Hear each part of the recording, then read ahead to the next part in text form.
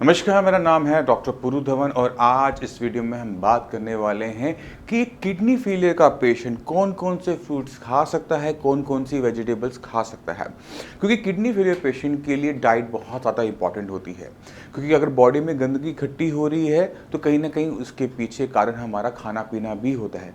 अगर हम खाना पीना सही तरीके से नहीं खाते, किडनी के काम ना करने की वजह से बहुत सारी गंदगी हमारे शरीर में इकट्ठी हो जाती है। तो आज इस वीडियो में हम बात करेंगे फ्रूट्स एंड वेजिटेबल्स के बारे में। जब हम फ्रूट्स के बारे में बात करते हैं तो फ्रूट्स में हमें एक छोटा सा ध्यान रखना होता है कि हमने कोई भी खट्टा फल नहीं खाना होता। जैसे संतरा है, मौसमी है, कीनू है, आम है, अंगूर है। अब सवाल उठता है कि हम खट्टे फल क्यों नहीं खा सकते, एक किडनी फेलियर पेशेंट को हम खट्टे फल क्यों नहीं दे सकते। किडनी फेल जब किसी की होनी शुरू होती है तो बॉडी में टॉक्सिक मटेरियल इकट्ठा होना शुरू होता है, चाहे वो क्रिएटिनिन हो, चाहे वो यूरिया हो। मगर हमारी किडनी एक बहुत इंपॉर्टेंट काम और भी कर रही होती है, वो है हमारे ब्लड के पीएच को मेंटेन करना। अगर हमारी ब्लड का पीएच बिगड़ जाता है तो उससे हमारी पूरी बॉडी पे उसका बुरा असर पड़ता है। अब किडनी क्या करती है कि जितना भी एसिड हमारी बॉडी में बन रहा होता है उसको यूरिन के रास्ते बाहर निकालती रहती है। अब किडनी तो काम कर नहीं रही, किडनी का तो काम कर रही है। जब किडनी कम काम कर रही है तो किडनी का ये काम कि एसिड को बाहर निकालने वाला ये भी कम हो गया। अब जब किडनी ने एसिड कम निकाला तो वो शरीर में इकट्ठा होना शुरू हो गया, ब्लड में इकट्ठा होना शुरू हो गया, और जैसे जैसे वो इकट्ठा होता चला गया ब्लड एसिडिक हो गया, है ना। अब जब एसिडिक ब्लड, तेजाबी ब्लड हमारी किडनी में जाएगा तो क्या होगा, किडनी को तेजी से डैमेज करेगा। इस कंडीशन को कहते हैं मेटाबॉलिक एसिडोसिस। जब क्रिएटिनिन लेवल 3, 3.5, 4 के आसपास आ जाता है तब जाके ब्लड इतना एसिडिक होना शुरू हो जाता है कि आपकी किडनी को वो तेज़ी से ख़राब करना शुरू करता है। तो हम पेशेंट में क्या देखते हैं कि लेवल 3, 3.5 तक बहुत धीरे धीरे आए, कई साल लिए, मगर जैसे 3.5 को क्रॉस करता है तो क्या होता है कि 3.5 से 4, 4 से 5, 5 से 6 ये बहुत तेज़ी से होने शुरू हो जाते हैं। कुछ ही महीनों में जो लेवल हैं वो 4 से सीधा 8 तक चले जाते हैं। क्यों? क्योंकि बॉडी में मेटाबॉलिक एसिडोसिस हो रहा था। अब समझो कि हमने आपको खट्टे फल क्यों बंद किए थे। बॉडी में तेजाब है, खट्टे फल के अंदर भी तेजाब है।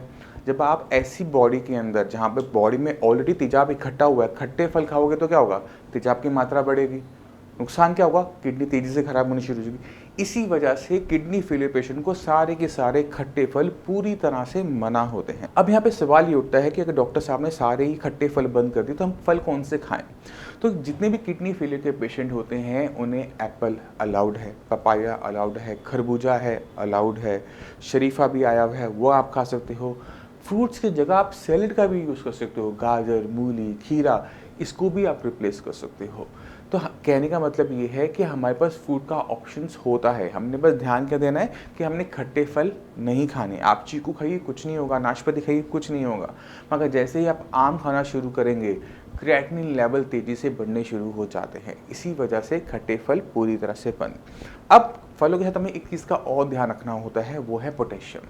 अब पोटेशियम के बारे में हम पिछली वीडियोस में बहुत कुछ बता चुके हैं कि पोटेशियम हर खाने पीने की चीज़ के अंदर है, किसी में कम किसी में ज़्यादा। तो जब हम कोई खाने पीने की चीज़ सिलेक्ट करते हैं तो उसमें कोशिश करते हैं कि उसके अंदर पोटेशियम की मात्रा ज़रूरत से ज़्यादा ना हो। तो कुछ फ्रूट्स ऐसे होते हैं जिन्हें हमें पूरी तरह से अवॉइड करना होता है, जो कि पोटेशियम में रिच होते हैं, जैसे केला, कीवी, एवोकेडो, जितने भी ड्राई फ्रूट्स हैं, खजूर हो गई आपकी, नारियल हो गया, नारियल पानी हो गया, इनको बस निकाल दो। बाकी जितने भी फ्रूट्स आपके आसपास बचते हैं आप वो सारे के सारे ले सकते हैं। अब सवाल ये उठता है कि अगर हम फ्रूट जो खा रहे हैं, पपीता खा रहे हैं, सेब खा रहे हैं, नाशपाती खा रहे हैं, चीकू खा रहे हैं, कितनी मात्रा में। तो किसी भी किडनी फेलियर पेशेंट को फ्रूट्स का एक बड़ा बाउल जो होता है फ्रूट्स का ले सकते हो, इसको मिक्स कर सकते हो। जैसे थोड़ा सा आपने अनार लिया, थोड़ा सा सेब लिया, थोड़ा सा आपने इसमें नाशपाती डाली, तो इस तरह से मिक्स करते हुए चाट की तरह उसको ले सकते हो। बट इसमें नमक वमक नहीं डलेगा, नॉर्मल फ्रूट्स की तरह हम उसको खाएंगे, जिससे बॉडी में एंटीऑक्सीडेंट, फ्रूट्स के जो विटामिन हैं, मिनरल्स हमारी बॉडी में जाएंगे और हमारी बॉडी अच्छे तरीके से काम करती रह पाएगी। तो ये तो बात होगी फ्रूट्स की कि कौन से फ्रूट्स खाने हैं और कौन से फ्रूट्स नहीं खाने। नहीं खाने तो क्यों नहीं खाने। अब चलते हैं वेजिटेबल्स के ऊपर कि वेजिटेबल्स को जब हम लें तो हमें किन चीज़ों का ध्यान रखना है। तो वेजिटेबल्स कभी खट्टी नहीं होती, राइट ना, कोई भी खट्टी नहीं सिवाय टमाटर को छोड़कर। तो टमाटर को हम बाहर कर देंगे, कच्चा टमाटर नहीं खाएंगे। सब्जी के अंदर हम टमाटर थोड़ी कम मात्रा में ले लेंगे और ना ही टमाटर की सब्जी बना के खाएंगे। एक छोटा सा ध्यान सब्जी का दिए रखना है। अब दूसरा ध्यान क्या रखना है कि कोई भी हाई पोटेशियम सब्जी हमने नहीं खानी। जैसे हमने फ्रूट्स में अवॉइड किया था, वैसे ही हम वेजिटेबल के अंदर हाई पोटेशियम सब्जियों को अवॉइड करेंगे। अब सवाल ये उठता है कि अब हाई पोटेशियम सब्जियां कौन सी होती हैं, ये तो हमने बताया ही नहीं। तो कोई भी सब्जी जो ज़मीन के नीचे लग रही है, जैसे आलू है, शकरकंदी है, अरबी है, जिमिकंद है, कचालू है, ज़मीन के नीचे लगी। अब मिट्टी के अंदर पोटेशियम होता है, तो जब कोई सब्जी मिट्टी में के अंदर लगती है तो मिट्टी में लगने की वजह से उसमें पोटेशियम ज़्यादा आ जाता है। तो हम सारी ज़मीन से नीचे लगने वाली सारी सब्जियों को क्रॉस मार देंगे। इसमें एक सब्जी है जो हम सबसे ज़्यादा खाते हैं, आलू। आलू कैसे खा सकते हैं, कब खा सकते हैं, मैं आपको बाद में बताऊंगा। अब चलते हैं कि हमने और कौन सी सब्जियों को नहीं खाना। जितनी भी पत्तेदार सब्जियां होती हैं, पालक, बथुआ, मेथी, सरसों, धनिया, पुदीना, ये आप खा सकते हो किसी के साथ मिक्स करके, मगर इनकी चटनी और साग नहीं खा सकते। यानी पालक और गाजर मिक्स करके मैं खा सकता हूँ, कोई सब्जी उसकी बना के खा सकता हूँ, मगर मैं पालक का साग नहीं खा सकता। इसी तरह से चाहे वो आपका पुदीना है, पुदीने की चटनी नहीं खा सकता, बट मैं पुदीने को पराठे में या रोटी के अंदर इसको गुथवा कर मैं ले सकता हूँ। धनिया, धनिया की आप रोटी खा सकते हो, मगर धनिया की चटनी नहीं खा सकते, क्योंकि जैसे हम उसकी चटनी बनाएंगे, साग बनाएंगे, तो क्या होगा, इतना सारा हम धनिया लेंगे, इतना सा बन जाता है, तो पोटेशियम बहुत कंसंट्रेटेड अमाउंट में बॉडी के अंदर चला जाता है, जो कि हमें नहीं चाहिए होता। तो पत्तेदार सब्जियों के साथ ध्यान के रखना है कि ड्रेसिंग के लिए थोड़े 2-4 पत्ते थोड़ा थोड़ा फ्लेवर के लिए हम खा सकते हैं, मगर उनकी चटनी और साग बनाकर हम नहीं खाएंगे। इससे क्या होगा, पोटेशियम की मात्रा आपकी बॉडी में ज़्यादा नहीं जाएगी, और अगर पोटेशियम की मात्रा ज़रूरत से ज़्यादा बॉडी में चली जाती है तो हार्ट अटैक आ जाता है, डेथ हो जाती है। इसी वजह से आपको इन सब्जियों से बचने के लिए हम आपको कह रहे हैं। अब सवाल ये उठता है, डॉक्टर साहब ने तो पत्तेदार सब्जी बंद करवा दी, ज़मीन से नीचे लगने वाली सब्जियां बंद करा दी, अब बची तो बची कौन सी, है ना? ऐसा नहीं है।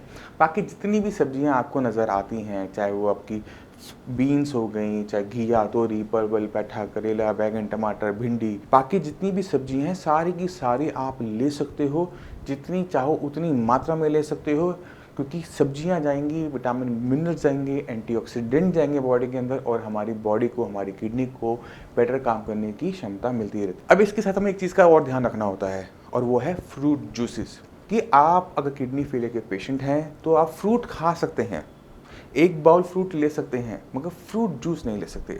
इसी तरह से आप वेजिटेबल खा सकते हैं, मगर वेजिटेबल का जूस नहीं ले सकते। क्यों नहीं ले सकते, उसको हम अभी आपको समझाएंगे। इसके बाद हमने एक चीज़ का और ध्यान रखना होता है कि हमने गुड़ नहीं खाना होता। अब गुड़ बना है गन्ने से, है ना? अब सोचो गन्ने का जो गुड़ बनता है वो कैसे बनता है।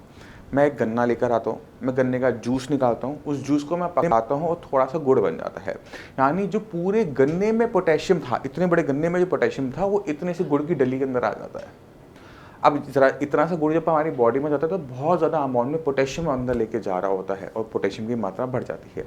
इसी वजह से गुड़ आपका मना होता है, और इसी वजह से आपके जूसेस भी मना होते हैं। क्योंकि अगर मैं एक एप्पल खा रहा हूँ तो एक एप्पल का पोटेशियम मेरी बॉडी में जा रहा है, मगर अगर मैं एक कप एप्पल जूस ले रहा हूँ तो 3-4 एप्पल जो लगे एक कप जूस बनाने के लिए, उनका पोटेशियम मेरी बॉडी में जा रहा होता है, जो कि सही नहीं है।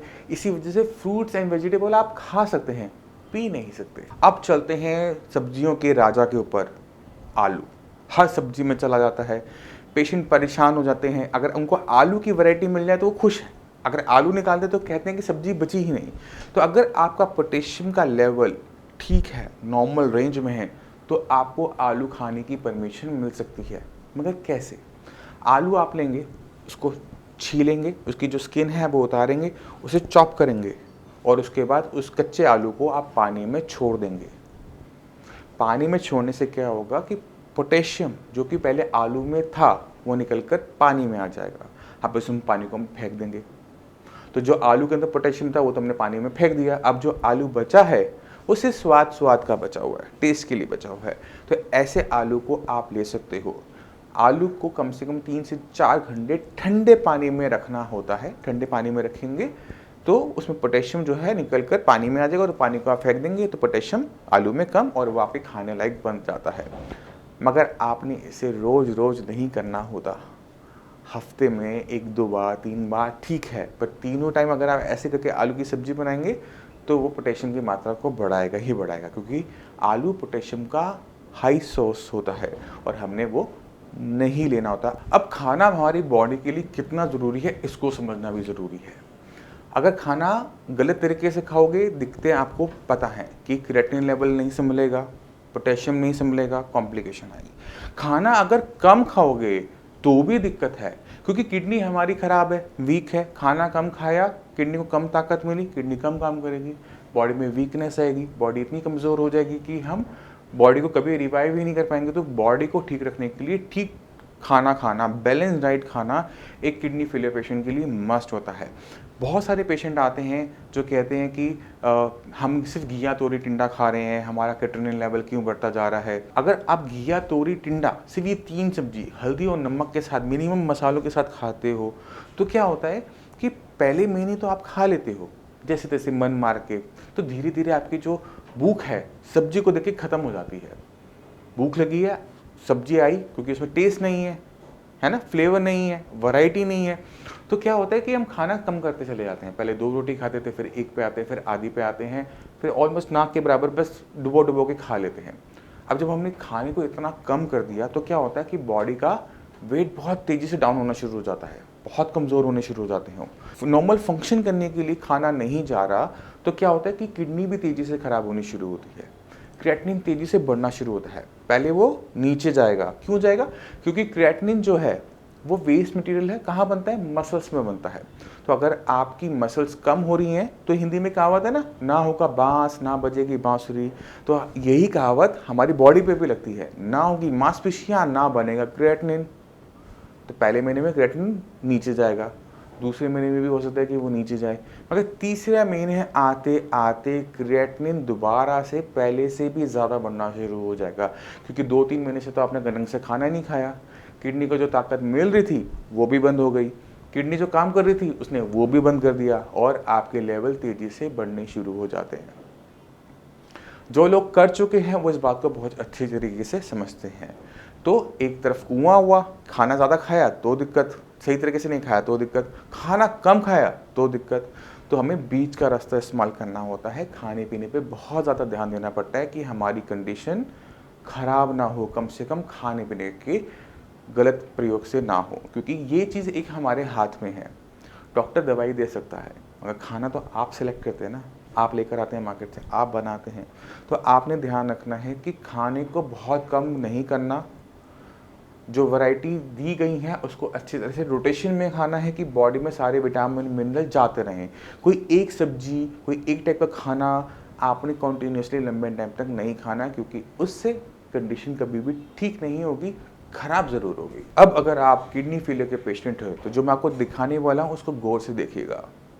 अब मैं आपको दिखाने वाला हूँ किडनी फेलियर के पेशेंट जिन्होंने बिना खाना पीने को बहुत ज़्यादा बदले अपने क्रिएटिनिन लेवल को डाउन किया। लेवल 13 था और 1-2 महीने के अंदर लेवल नॉर्मल रेंज के अंदर आ गया। ये क्यों हुआ, कैसे हुआ, उसको भी हम डिस्कस करेंगे इस वीडियो के बाद। नमस्कार, मेरा नाम है डॉक्टर पुरुधमन और आज हम बात करने वाले हैं एक पेशेंट के बारे में जिनका क्रिएटिनिन लेवल सिर्फ 15 दिन के अंदर 9 से 1 के आसपास आया है। तो चलते हैं एक बार अख्तर जी से, पहले उनकी हम सुनते हैं कि उनकी लाइफ में किस तरह से साइंस इंजीनियरिंग परिवर्तन लेकर आया, फिर मैं आपको समझाऊंगा कि ये केस क्या था। तो अख्तर जी, किडनी आपकी खराब हो रही है, वो कब पता लगा था? 15 दिन पहले। 15 दिन पहले जी। 15 दिन पहले आपके क्रिएटिनिन के लेवल क्या थे? 9.1। 9.1। जी सर। और दिक्कत क्या महसूस कर रहे थे उस टाइम में? उल्टी आना, चक्कर आना, टेम्परेचर बढ़ना, बीपी, बुखार भी था उस टाइम जी में सर। आपको? और कहीं और दिखाया था आपने यहाँ आने से पहले? जी, प्राइवेट हॉस्पिटल। अच्छा, जहाँ डायलिसिस के लिए बोला गया था। डायलिसिस के लिए बोल दिया था जी आपको। सर। तो आपने सिर्फ 15 दिन का ट्रीटमेंट लिया है, अब आपका लेवल क्या है? अब सर मेरा लेवल है 1.67। 1.67। अब बॉडी में कोई दिक्कत महसूस कर रहे हो? नहीं सर, बिल्कुल बेहतर और बेहतरीन। अब काम पे जा पा रहे हो, नहीं जा पा रहे? जी, अब तो जा रहा हूँ। कब से जा रहे हो काम पे? 4-5 रोज हो गए। 4-5 दिन हो गए, काम भी शुरू कर दिए दोबारा जी से। सर। ये तो बहुत अच्छी बात है। अख्तर जी का जो क्रिएटिनिन लेवल है 9 से 1 जो 15 दिन के अंदर आया, उसके लिए हमें बहुत जगह पे काम करना पड़ा एक साथ। पहले तो ये समझना पड़ा कि किडनी खराब क्यों हो रही है। नॉर्मली जो किडनी होती है 80-90% लोगों के अंदर खराब होती है हाई बीपी और शुगर की वजह से। अख्तर जी को ना बीपी ना शुगर। इनकी एक खास हिस्ट्री हमें देखने को मिली कि इन्होंने 1.5 साल तक पेन किलर खाया। पेन किलर खाने से क्या होता है कि किडनी पर उसका इम्पैक्ट आता है, किडनी एकदम इनका काम करना बंद कर दिया। इस कंडीशन में हम कहते हैं AKI, एक्यूट किडनी इंजरी, यानी किडनी का एकदम सडनली काम करना बंद कर देना। इसको आसान शब्दों में आपने समझना है तो समझो कि किडनी एकदम शॉक में चली गई थी। ठीक है, अंदर कोई नुकसान नहीं हुआ, कोई सूजन नहीं, कुछ नहीं है, बट जो हम एलोपैथिक मेडिसिन खाते हैं, एंटीबायोटिक्स खाते हैं, पेन किलर खाते हैं, उसकी वजह से किडनी ने एकदम सडनली काम करना बंद कर दिया। अब जब वो काम करना बंद कर देगी तो खून को साफ करने की जो इनकी किडनी की क्षमता है वो एकदम बंद हो गई। अब शरीर के अंदर किटनिन बढ़ रहा था, यूरिया बढ़ रहा था, जिसकी वजह से इनको दिक्कत महसूस हो रही थी। चाहे वो मांसपेशियों में एटन थी, वॉमिटिंग थी, पैरों में सूजन थी, वो सब आना शुरू हुआ क्योंकि अब किडनी ने पेशाब बनाना ही बंद कर दिया था। तो अब ऐसे केसेस के अंदर नॉर्मली कोई देखेगा तो पहले ये बोलेगा कि डायलिसिस स्टार्ट करो, मगर इन्होंने थोड़ा साइंस इंजन में फेथ दिखाते हुए तो ट्रीटमेंट शुरू किया। और क्योंकि एक ही आई था, अंदर किडनी के अंदर डैमेज नहीं था, तो मेडिसिन ने बहुत तेजी से अच्छा काम करते हुए लेवल 9 से सीधा 1, वो भी सिर्फ 15 दिन के अंदर। ये सब पेशेंट्स में नहीं हो सकता, ये सिर्फ उन्हीं पेशेंट्स में देखने को मिलता है जिनकी किडनी एक्यूट किडनी इंजरी से सफ़र कर रही हो। बाकी जो हमारे साइंस इंजीनियर की बाकी जो हमारे पेशेंट हैं जो किडनी के और मरीज हैं, उन्हें आप क्या कहना चाहोगे? मैं तो ये कहना चाहूँगा कि हमारे साइंस संजीवनी से ही इलाज कराया जाए।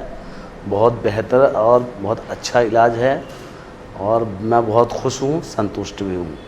मैं उम्मीद करता हूँ इस वीडियो से आप समझ गए होंगे कि AKI क्या होता है, एक्यूट किडनी इंजरी क्या होता है, इसके कारण क्या होते हैं, पेन किलर्स हैं, आपके एंटीबायोटिक्स हैं, आप समझ गए होंगे। फिर भी आपके माइंड हो तो हमारे डॉक्टर, साइंस इंजीनियरिंग डॉक्टर्स हैं, आप उन्हें कॉल कर उनसे बाकी इन्फॉर्मेशन ले सकते हैं। अब ये तो एक केस हुआ, विश्वास नहीं हो रहा होगा आपको। अब मैं चाहता हूँ आप एक और देखो। नमस्कार, मेरा नाम है डॉक्टर पुरुधमन और आज हमारे साथ हैं शाहबुद्दीन जी। शाहबुद्दीन जी की जो किडनी लेवल था वो 1 महीने पहले 13 का लेवल था और ये आज हमारे पास 1 महीने बाद आए हैं अपनी फ्रेश रिपोर्ट लेकर और आज उनका किडनी लेवल आ रहा है 2.18। ये जो 13 से 2 तक का जो हमारा किडनी डाउन गया, इसको पहले जानते हैं शाहबुद्दीन से, उनका एक्सपीरियंस कैसे रहा, फिर मैं आपको समझाऊंगा कि हमने कैसे अचीव किया। तो शाहबुद्दीन जी, आपको कब पता लगा था कि आपकी किडनी खराब हो रही है?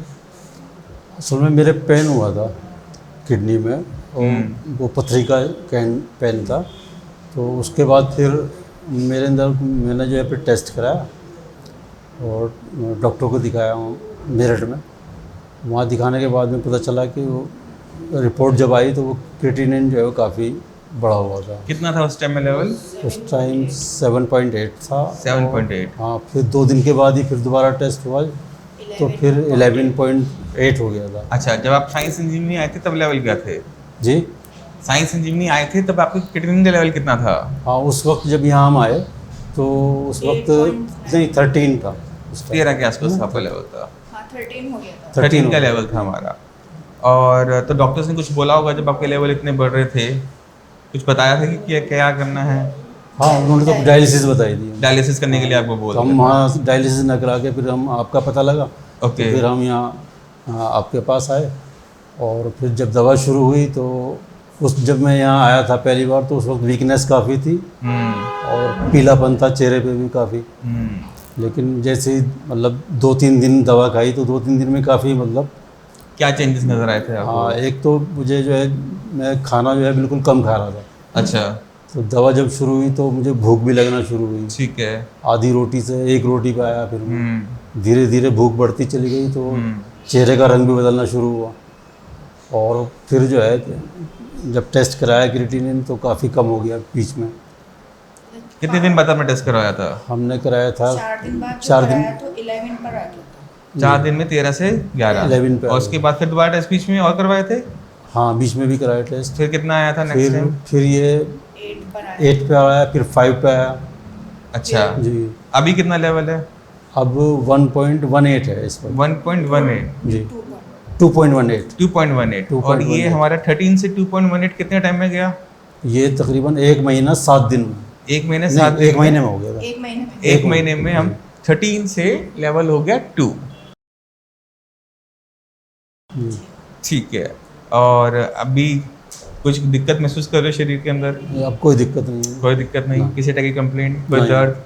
कोई दर्द नहीं है। दर्द नहीं है।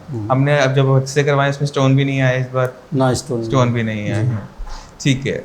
तो आपका ये जो एक्सपीरियंस रहा है साइंस इंजीनियरिंग के साथ कैसा रहा? बहुत बढ़िया एक्सपीरियंस रहा और इससे हमें बड़ी मतलब खुशी हुई। और मैं दूसरे लोगों को भी यही मशवरा दिया जो इससे मतलब पीड़ित हैं हाँ। कि भाई आयुर्वेदिक में आए और आयुर्वेदिक में जो इसका इलाज है वो एलोपैथिक में हमें नहीं मिला, मतलब हमें डायलिसिस भी बताया सीधा, लेकिन डायलिसिस से बच के हम आपके पास आए हैं।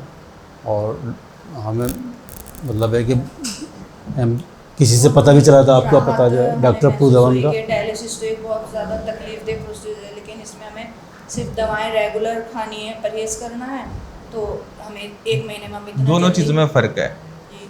अगर हम डायलिसिस करवाते तो सिर्फ खून साफ होता, जी जी किडनी वैसी की वैसी रह जाती। जी जी जी हमने खून ना साफ करवाकर किडनी को पसंद किया, हमने किडनी पे काम किया।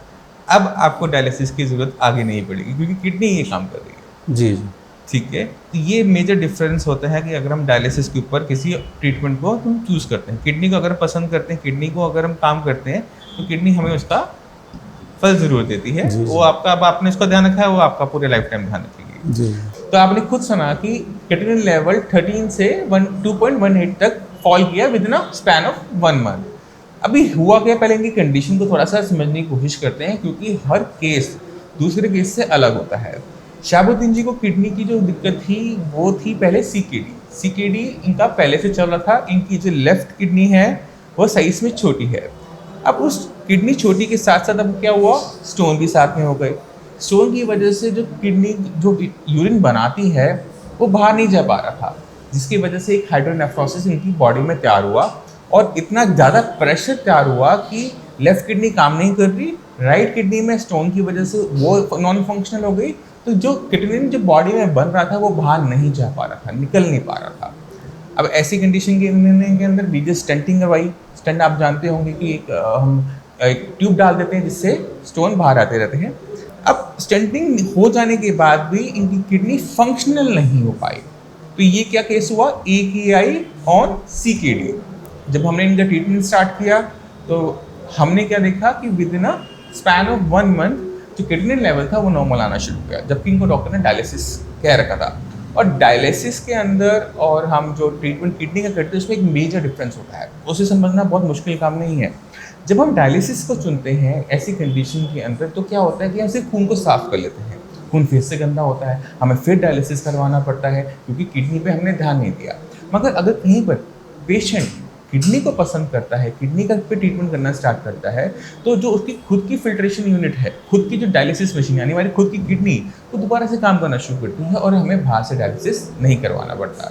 ये जो चॉइस होती है ये एक मुश्किल चॉइस हो सकती है, मगर हमें इसको लेना पड़ता है, हमें अपनी किडनी पे काम करते रहना पड़ता है। तो किडनी लेवल का कुछ भी हो, हमें हार मानने की ज़रूरत नहीं होती।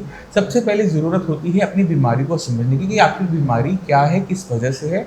और जब हम सही तरीके से इस पर काम करते हैं, हर चीज़ को, मेडिसिन को फॉलो किया, डाइट को फॉलो किया, तो हमें रिजल्ट्स मिलते ही मिलते हैं। अब इसी के साथ हम शहाबुद्दीन जी का धन्यवाद करना चाहेंगे और उम्मीद करते हैं कि नेक्स्ट मंथ जब हमें मिलें तो किडनी लेवल बिल्कुल नॉर्मल हो, किसी टाइप की कंप्लेंट ना हो, स्टंट निकल चुका हो और बिल्कुल परफेक्ट अपनी लाइफ में वापस। सर इसमें भी आपका बहुत बहुत शुक्रिया है। और सिर्फ डॉक्टर के नहीं होता, डॉक्टर के साथ पेशेंट अच्छा भी होना जरूरी है। जी अगर पेशेंट को डॉक्टर पे विश्वास नहीं है, कोई भी दवाई अच्छी से अच्छी दवाई लगती नहीं है, सही बात है। क्योंकि जब वो उसे खा रहा है उसे डाउट है कि मैं ठीक होऊंगा या नहीं होऊंगा, तो वहाँ पर कोई भी मेडिसिन, अच्छे से अच्छे डॉक्टर की मेडिसिन भी काम नहीं करती। बिल्कुल बिल्कुल यही बात भी है। ठीक है ना। तो एक अच्छे ट्रीटमेंट के लिए कई चीज़ों का साथ में होना अच्छा ज़रूरी है। अच्छा डॉक्टर हो, जी जी अच्छा डायग्नोसिस हो कि बीमारी क्या है, अच्छी मेडिसिन हो और एक अच्छा पेशेंट, और एक अच्छे पेशेंट के ध्यान रखने वाले। जी अगर हम आयुर्वेद के हिसाब से चलते हैं तो इन सभी चीज़ों की इंपॉर्टेंस बताई गई है कि अगर इनमें से एक चीज़ भी फेल होती है जी जी तो काम खराब हो जाता है। अब इसी के साथ आपसे हम चलने के लिए आगे चाहेंगे। मिलते हैं अगली वीडियो में, तब तक के लिए धन्यवाद। आपको अभी भी विश्वास नहीं हो रहा होगा कि ऐसा कैसे हो सकता है, क्रिएटिनिन कैसे डाउन हो सकता है, राइट ना। अब मैं आपको कुछ रिपोर्ट्स दिखाता हूँ, आपको रिपोर्ट्स देखना और फिर आपको बहुत क्लियर कट आइडिया मिलना शुरू हो जाएगा कि ये हो सकता है। कैसे हो सकता है मैं आपको अभी फिर बताऊंगा।